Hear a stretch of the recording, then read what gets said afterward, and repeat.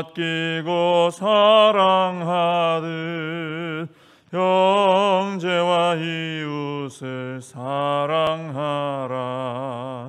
주께서 우리에게 명하시니 그 명령 따라서 살아가리. 널 미워 해치는 원수라도 언제나 너그럽게 사랑하라.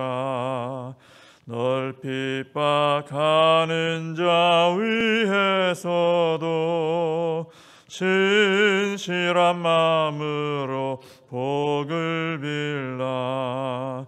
주께서 우리에게 명하시니 그 명령 따라서 살아가리.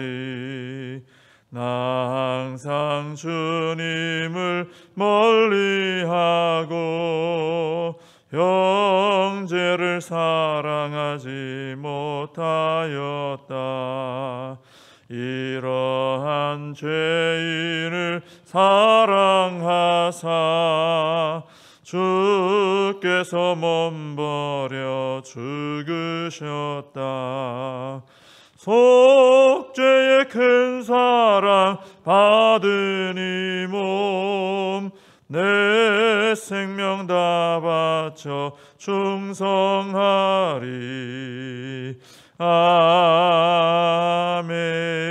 아멘.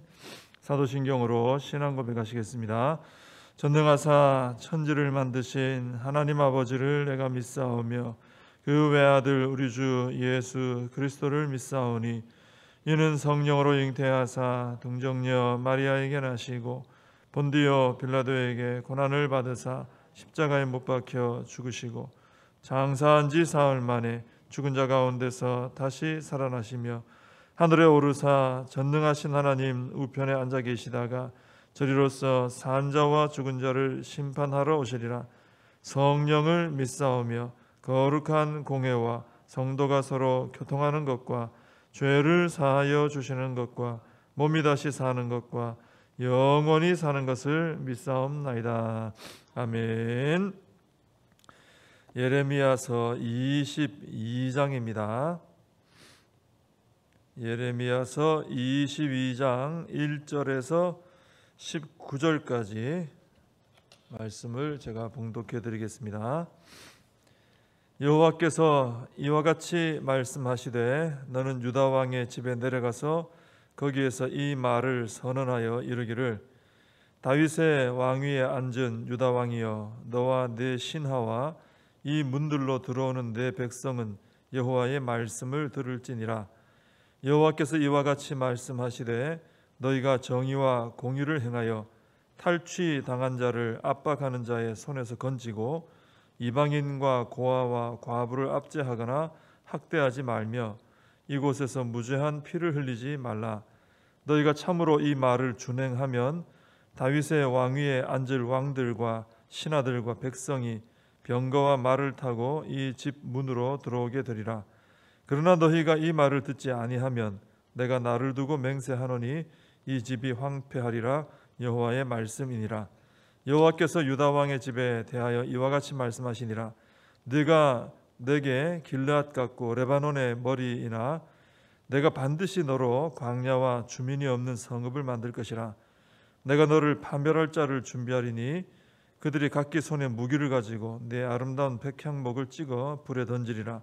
여러 민족들이 이 성읍으로 지나가며 서로 말하기를 여호와가 이 큰 성읍에 이같이 행하면 어찌 됨인고 하겠고 그들이 대답하기는 이는 그들이 자기 하나님 여호와의 언약을 버리고 다른 신들에게 절하고 그를 섬긴 까닭이라 하셨다 할지니라.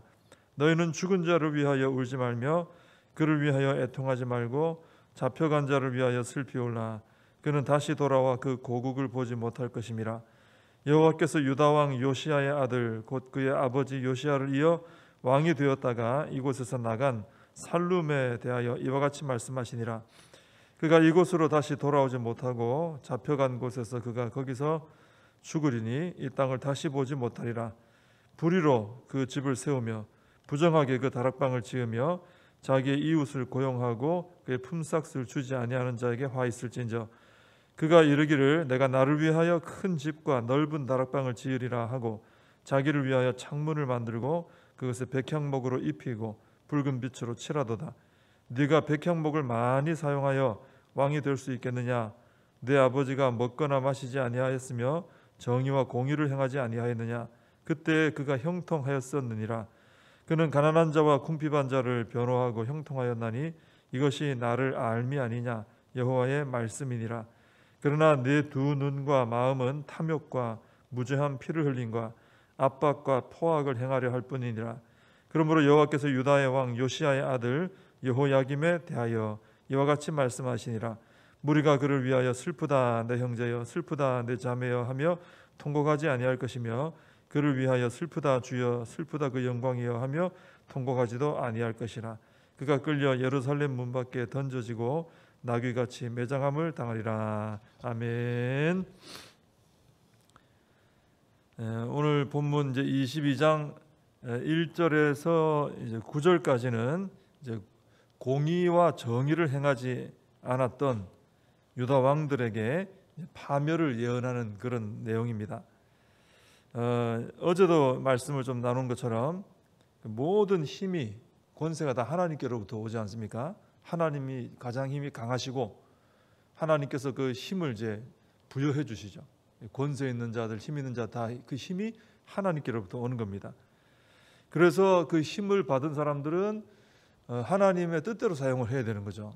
하나님이 힘을 주신 이유는 이 땅에 공의를 행하고 정의를 행하라고 주셨다 그랬습니다. 약한 자들이 아주 힘들어할 때 그 약한 자를 괴롭히는 힘 있는 자들 하지 못하도록 막는데 너의 힘을 써라. 그리고 아주 약한 사람들, 여기 이제 이방인, 고아, 과부 이렇게 그때 당시는 이렇게 나오죠. 이런 사람들 돕는데 너의 힘을 써라 그러셨습니다. 그러라고 이제 힘을 주신 거죠. 이제 이것은 이제 하나님께서 실제로 먼저 그렇게 하셨기 때문에 이제 그렇게 말씀하시는 겁니다. 하나님도 힘이 가장 강하신데 죽을 죄인인 우리를 위해서 그 힘을 사용하셨잖아요. 그 힘으로 우리를 막 억압하고 막 무너뜨리고 우리를 괴롭히고 이런 데 쓰지 않으시고 우리 도와주는데 전적으로 그 힘을 쓰신 거예요. 그런 식으로 우리에게도 너희 가진 힘을 써라 이렇게 말씀하시는 겁니다. 그래서 이제 3절에 보면은 유다 왕들에게 이제 정의와 공의를 행하라. 내가 너희를 왕의 권세를 주지 않았느냐, 그죠? 정의와 공의를 행하라 그러시는 거예요. 이 말을 준행해서 정의를 행하면 약한 자들을 도와주고 또 힘을 잘못 쓰는 자들을 막고 이런 식으로 정의를 행하면 복을 주겠다. 근데 만약에 안 들으면 너희가 황폐하게 될 것이다. 이렇게 말씀하십니다. 그리고 이 유다 왕들이 이 힘을 잘 사용하지 않으면은 나중에는 예루살렘이 망해서 다른 이방 사람들이 지나다니면서 수군거리게 될 것이다. 어쩌다가 저렇게 망했을까? 뭐 이러면서 그죠? 다니게 될 거다. 이렇게 얘기를 하십니다. 자, 그런데 분명히 이제 약자들을 돌보지 않고 정의를 행하지 않아서 너희가 파멸될 거다. 이렇게 말씀하셨는데 9절에 보시면은 그들이 망한 이유를 말씀하시면서 이제 언약 파기, 언약 깨뜨린 거하고 우상 숭배 때문이다. 또 이렇게 얘기를 하셔요. 그러니까 정의를 행하지 않는 것과 이 우상 숭배가 연관성이 있다는 것이죠. 우상 숭배하는 자들이 보면 하나님을 닮지 못해서 이 힘을 잘못 사용하고 정의를 행하지 않는 이런 길로 나가게 된다는 것입니다. 그럴 수밖에 없죠. 우상 숭배는 하나님 등지고 그죠?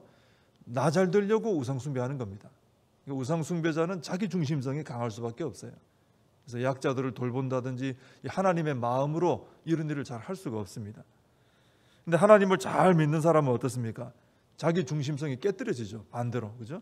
그래서 내가 죽고 하나님만 사시고 하나님의 뜻을 쫓아가 따라가게 되고 그러다 보니까 하나님의 마음으로 하나님의 뜻을 따라 긍휼을 베풀고 정의를 행하고 공의를 행하고 하는 이런 삶을 살 수밖에 없는 것이죠.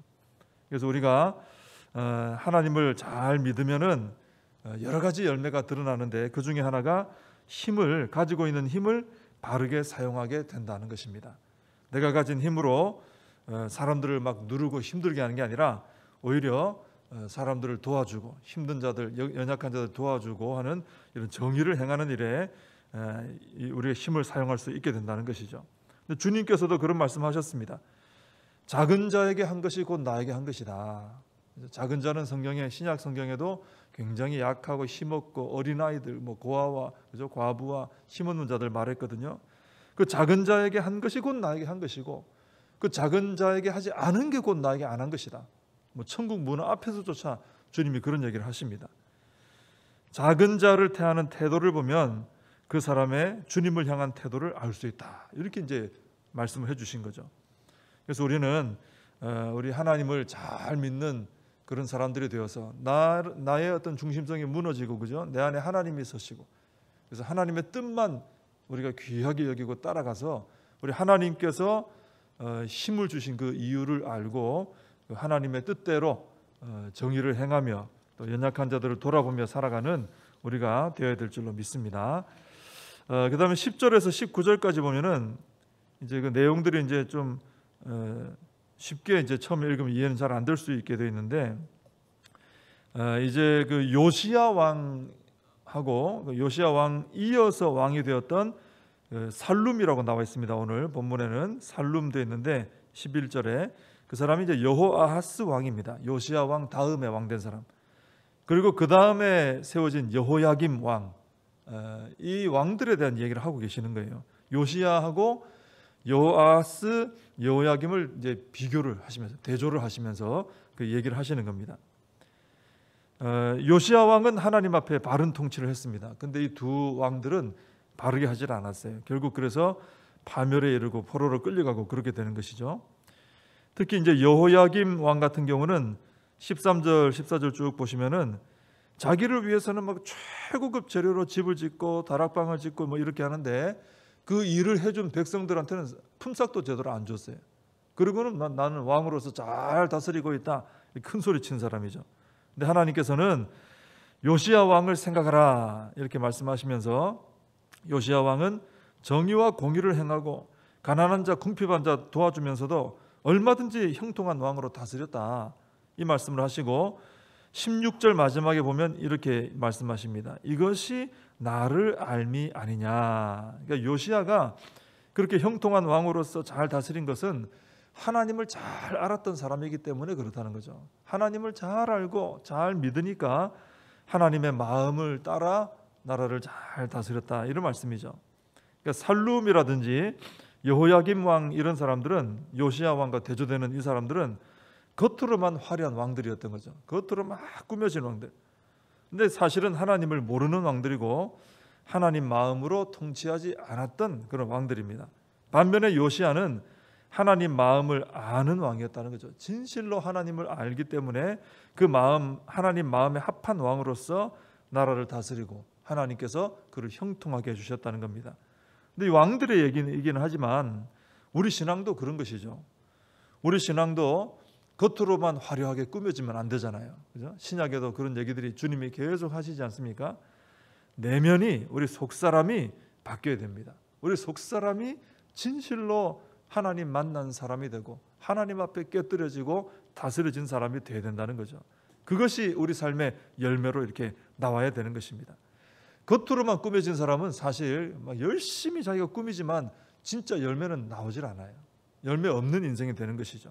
속사람이 변화되고 새로워지고 하나님 은혜로 가꿔지고 한 사람은 하나님 기뻐하시는 열매가 거기서 나오는 거죠. 하나님을 알고 하나님과 가깝고 하면 그 하나님께 붙어있는 가지가 되어서 바른 열매가 나오지 않습니까? 그렇게 차이가 나는 것이죠. 결국 열매 없는 나무는 어떻게 되겠습니까? 주님 하나님께서 잘라서 불에 던진다 그랬고, 열매 있는 사람은 더 열매 맺도록 하나님께서 축복해 주신다 그러셨어요. 그래서 우리는 이 살룸이나 오늘 여기 나오는 여호야긴 같은 겉만 화려하게 왕이다 하고 꾸며져 있지만 사실 속은 텅텅 비고 열매 없는 이런 신앙이 아니라 요시야 같은 그런 신앙이 돼야 되겠죠. 하나님을 진실로 아는 사람. 하나님께서 요시야를 바라보실 때 쟤는 나를 잘 아는 애다, 나하고 이제 친분이 있다, 관계성이 있다, 이런 말씀이에요. 나에게 잘 붙어 있었기 때문에 나에게 순종 잘하고 그래서 또 복을 받은 왕이다 인정해 주신 것처럼 우리도 요시야 같은 그런 신앙이 되어서 하나님을 진실로 알고 내 속 사람이 변화되면서 그것이 열매돼서 삶으로 나오는 이런 삶을 살아가야 할 줄로 믿습니다. 기도하겠습니다. 하나님 아버지, 오늘 성경 본문에 나오는 요시야 왕을 보게 되고 또 그를 이어서 왕이 되었던 자들도 보게 됩니다. 이들의 큰 차이는 요시야는 하나님을 아는 사람이고 이 뒤에 이어서 왕이 된 살룸과 여호야김은 하나님을 알지 못하던 자들이었음을 보게 됩니다. 하나님, 겉으로 꾸며진 신앙이 아니라 저희들 내면이 변화되고 하나님을 깊이 아는, 진실로 아는 참된 신앙이 되게 해주셔서 저희들의 삶이 하나님 기뻐하시는 열매로 가득한 형통한 삶이 되게 하여 주시옵소서. 예수님의 이름으로 기도하옵나이다. 아멘. 주님 가르쳐 주신 기도로 예배를 마칩니다. 하늘에 계신 우리 아버지여, 이름이 거룩히 여김을 받으시오며 나라의 임하옵시며 뜻이 하늘에서 이룬 것 같이 땅에서도 이루어지이다. 오늘날 우리에게 일용할 양식을 주옵시고 우리가 우리에게 죄진 자를 사하여 준 것 같이 우리 죄를 사하여 주옵시고 우리를 시험에 들게 하지 마옵시고 다만 악에서 구하옵소서. 대개 나라와 권세와 영광이 아버지께 영원히 있사옵나이다. 아멘. 오늘 말씀 붙들고 함께 기도하시고 또 이 나라 민족을 위해서 코로나 사태가 속히 해결될 수 있도록 기도해 주시고 우리 교회를 위해서 다음 세대를 위해서 사명을 붙들고 다 함께 기도하겠습니다.